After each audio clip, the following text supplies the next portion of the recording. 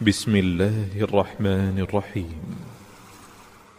والشمس وضحاها والقمر إذا تلاها والنهار إذا جلاها والليل إذا يغشاها والسماء وما بناها والأرض وما طحاها ونفس وما سواها فألهمها فجورها وتقواها قد أفلح من زكاها وقد خاب من دساها كذبت ثمود بطغواها إذ انبعث أشقاها فقال لهم رسول الله ناقة الله وسقياها فكذبوه فعقروها فدمدم عليهم ربهم